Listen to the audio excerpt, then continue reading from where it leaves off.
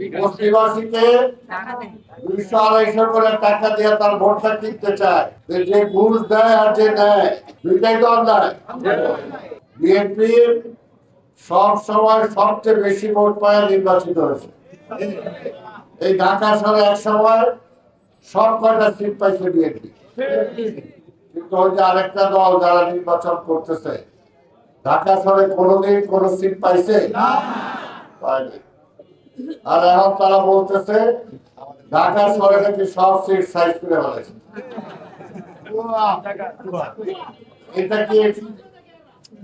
কি মিথ্যা কথা না সত্য কথা? যারা মিথ্যা কথা কয় তারা কি আল্লাহর আইনের কথা বলতে পারে? তারা ইসলামের কথা বলতে পারে? তারা মুখে বলে ইসলামের কথা আর তলে তলে মানুষকে ঘুষ দেয়।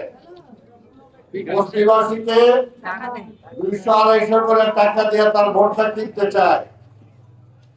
যে ঘুষ দেয় আর যে নেয় দুইটাই তো অন্যায়। কিন্তু গরিব মানুষটা ভাই খায় বলার ঠিক আছে, কিন্তু ভোটটা কিন্তু তারা দিয়ে না। আজকে বস্তিবাসীতে এখানে দেখো খালেদা জিয়া যখন ছিল এখানে পুনর্বাসনের ব্যবস্থা করেছিল, এবং সেই প্রকল্প দেখো খালেদা জিয়া চলে যাওয়ার পরে সেটা বন্ধ হয়ে গেছে।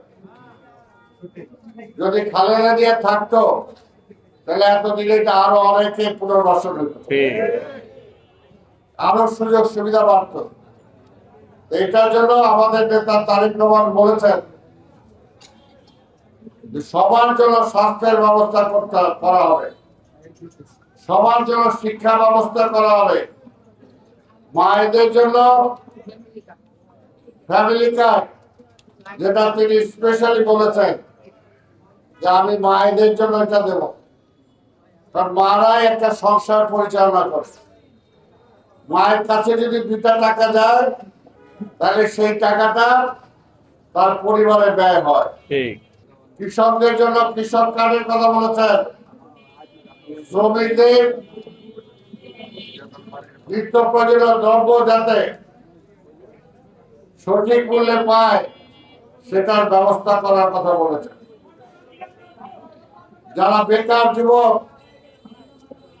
তাদের চাকরির ব্যবস্থা যাতে হয় সেই ব্যবস্থার কথা বলেছেন।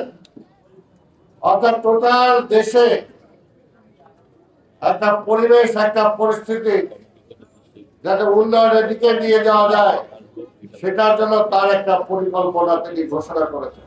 আজকে তার পক্ষে একটা বিশাল জনস্রোত সারা দেশে আছে, আছে কিনা?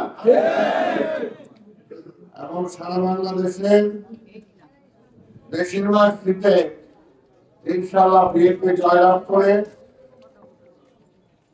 সরকার গঠন করবে।